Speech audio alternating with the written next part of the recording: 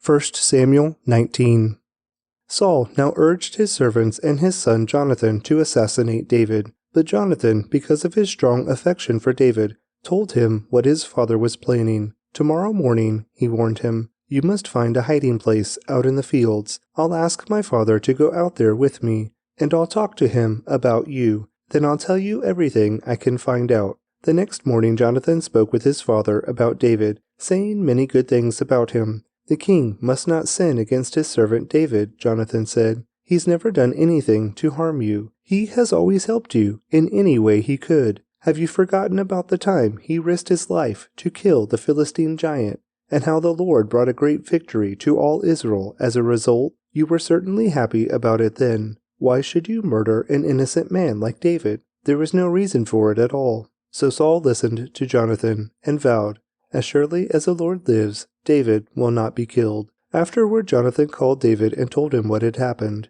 Then he brought David to Saul, and David served in the court as before. War broke out again after that, and David led his troops against the Philistines. He attacked them with such fury that they all ran away. But one day, when Saul was sitting at home with spear in hand, the tormenting spirit from the Lord suddenly came upon him again. As David played his harp, Saul hurled his spear at David. But David dodged out of the way, and leaving the spear stuck in the wall, he fled and escaped into the night. Then Saul sent troops to watch David's house. They were told to kill David when he came out the next morning. But Michal, David's wife, warned him, "If you don't escape tonight, you will be dead by morning." So she helped him climb out through a window, and he fled and escaped. Then she took an idol and put it in his bed, covered it with blankets, and put a cushion of goat's hair at its head. When the troops came to arrest David, she told them he was sick and couldn't get out of bed. But Saul sent the troops back to get David. He ordered, "Bring him to me in his bed, so I can kill him." But when they came to carry David out, they discovered that it was only an idol in the bed, with a cushion of goat's hair at its head.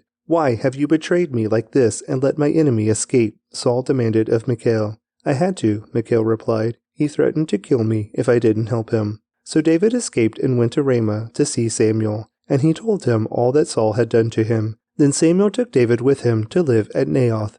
When the report reached Saul that David was at Naioth in Ramah, he sent troops to capture him. But when they arrived and saw Samuel leading a group of prophets who were prophesying, the Spirit of God came upon Saul's men, and they also began to prophesy. When Saul heard what had happened, he sent other troops, but they too prophesied. The same thing happened a third time. Finally, Saul himself went to Ramah and arrived at the great well in Seku. "Where are Samuel and David?" he demanded. "They are at Naioth in Ramah," someone told him. But on the way to Naioth in Ramah, the Spirit of God came even upon Saul, and he too began to prophesy all the way to Naioth. He tore off his clothes and lay naked on the ground all day and all night, prophesying in the presence of Samuel. The people who were watching exclaimed, "What, is even Saul a prophet?"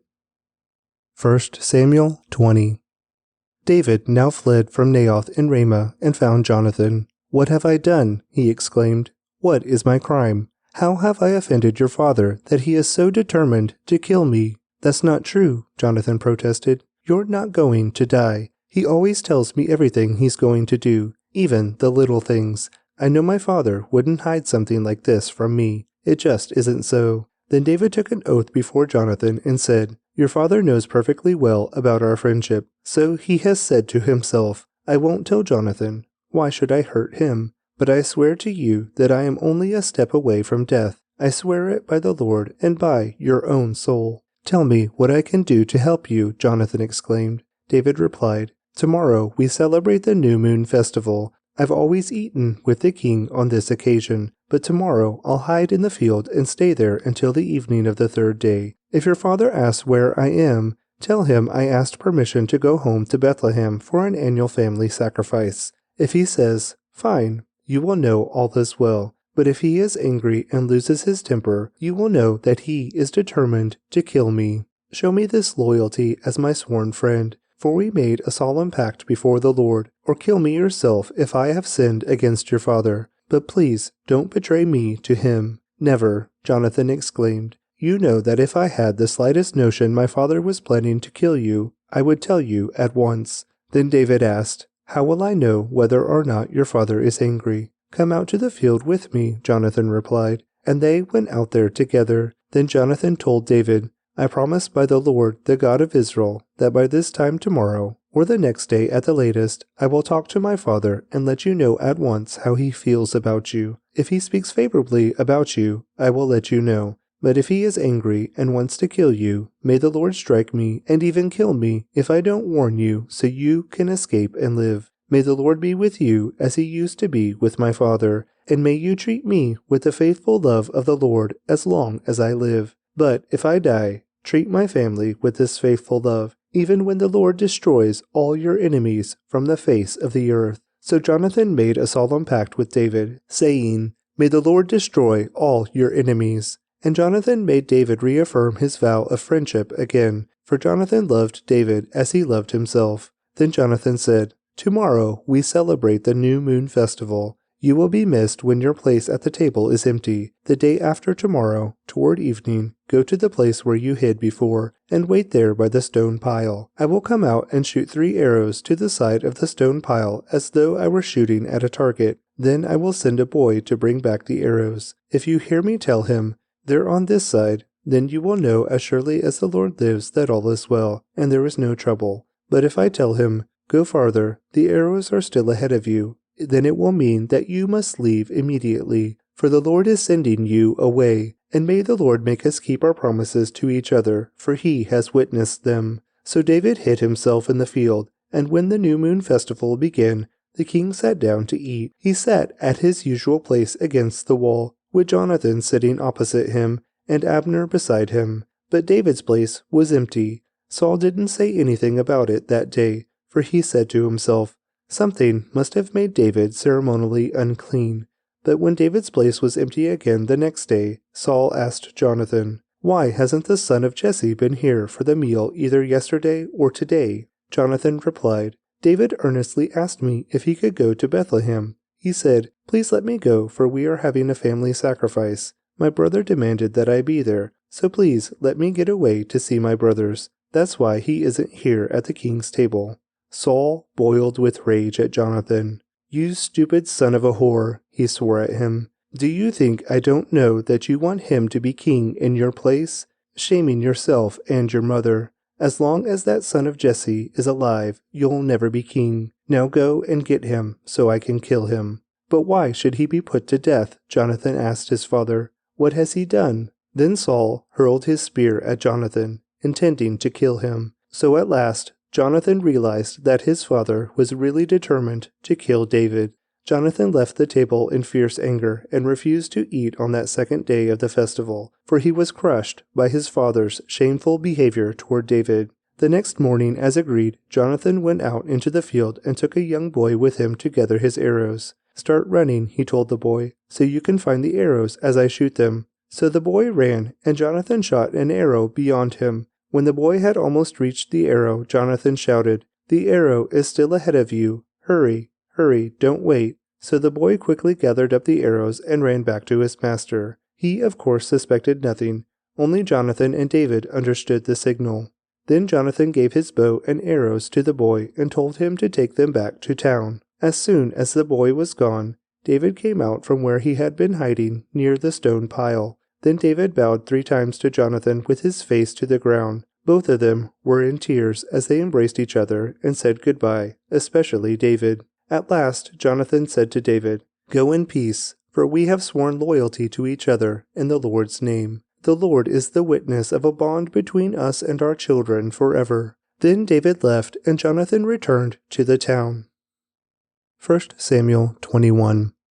David went to the town of Nob to see Ahimelech the priest. Ahimelech trembled when he saw him. "Why are you alone?" he asked. "Why is no one with you?" "The king has sent me on a private matter," David said. "He told me not to tell anyone why I am here. I have told my men where to meet me later.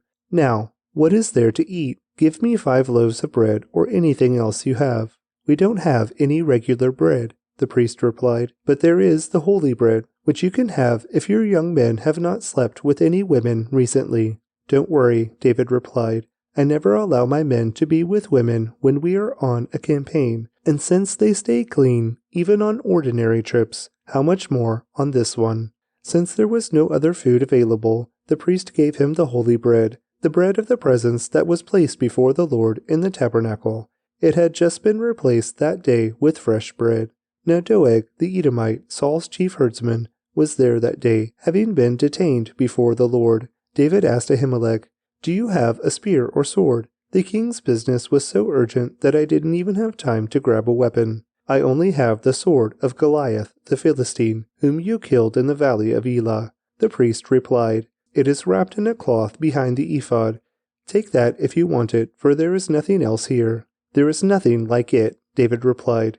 "Give it to me." So David escaped from Saul and went to King Achish of Gath. But the officers of Achish were unhappy about his being there. "Isn't this David, the king of the land?" they asked. "Isn't he the one the people honor with dances, singing, 'Saul has killed his thousands, and David his 10,000s'?" David heard these comments and was very afraid of what King Achish of Gath might do to him, so he pretended to be insane, scratching on doors and drooling down his beard. Finally, King Achish said to his men, "Must you bring me a madman? We already have enough of them around here. Why should I let someone like this be my guest?" John 17. After saying all these things, Jesus looked up to heaven and said, "Father, the hour has come. Glorify your Son so he can give glory back to you. For you have given him authority over everyone. He gives eternal life to each one you have given him. And this is the way to have eternal life, to know you, the only true God, and Jesus Christ, the one you sent to earth. I brought glory to you here on earth by completing the work you gave me to do. Now, Father, bring me into the glory we shared before the world began. I have revealed you to the ones you gave me from this world. They were always yours. You gave them to me, and they have kept your word. Now they know that everything I have is a gift from you, for I have passed on to them the message you gave me. They accepted it and know that I came from you, and they believe you sent me. My prayer is not for the world, but for those you have given me, because they belong to you. All who are mine belong to you, and you have given them to me, so they bring me glory. Now I am departing from the world. They are staying in this world, but I am coming to you. Holy Father, you have given me your name. Now protect them by the power of your name, so that they will be united, just as we are. During my time here, I protected them by the power of the name you gave me. I guarded them so that not one was lost, except the one headed for destruction, as the Scriptures foretold. Now I am coming to you. I told them many things while I was with them in this world, so they would be filled with my joy. I have given them your word, and the world hates them because they do not belong to the world, just as I do not belong to the world. I'm not asking you to take them out of the world, but to keep them safe from the evil one. They do not belong to this world any more than I do. Make them holy by your truth. Teach them your word, which is truth. Just as you sent me into the world, I am sending them into the world, and I give myself as a holy sacrifice for them, so they can be made holy by your truth. I am praying not only for these disciples, but also for all who will ever believe in me through their message. I pray that they will all be one, just as you and I are one, as you are in me, Father, and I am in you. And may they be in us, so that the world will believe you sent me. I have given them the glory you gave me, so they may be one as we are one. I am in them, and you are in me. May they experience such perfect unity that the world will know that you sent me, and that you love them as much as you love me. Father, I want these whom you have given me to be with me where I am. Then they can see all the glory you gave me, because you loved me even before the world began. O righteous Father, the world doesn't know you, but I do, and these disciples know you sent me.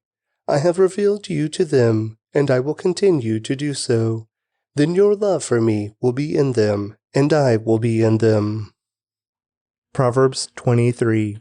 While dining with a ruler, pay attention to what is put before you. If you are a big eater, put a knife to your throat. Don't desire all the delicacies, for he might be trying to trick you. Don't wear yourself out trying to get rich. Be wise enough to know when to quit.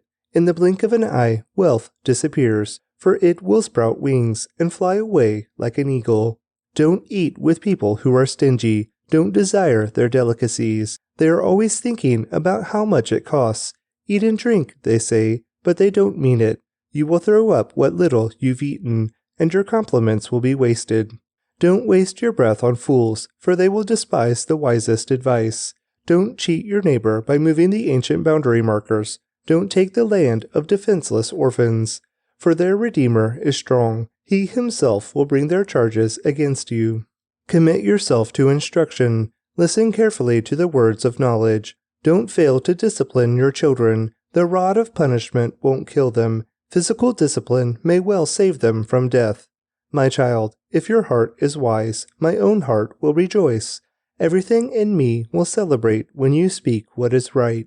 Don't envy sinners, but always continue to fear the Lord. You will be rewarded for this. Your hope will not be disappointed. My child, listen and be wise. Keep your heart on the right course. Do not carouse with drunkards or feast with gluttons, for they are on their way to poverty, and too much sleep clothes them in rags. Listen to your father who gave you life, and don't despise your mother when she is old. Get the truth and never sell it. Also get wisdom, discipline, and good judgment. The father of godly children has cause for joy. What a pleasure to have children who are wise. So give your father and mother joy. May she who gave you birth be happy. O my son, give me your heart. May your eyes take delight in following my ways. A prostitute is a dangerous trap. A promiscuous woman is as dangerous as falling into a narrow well. She hides and waits like a robber, eager to make more men unfaithful. Who has anguish? Who has sorrow? Who is always fighting? Who is always complaining?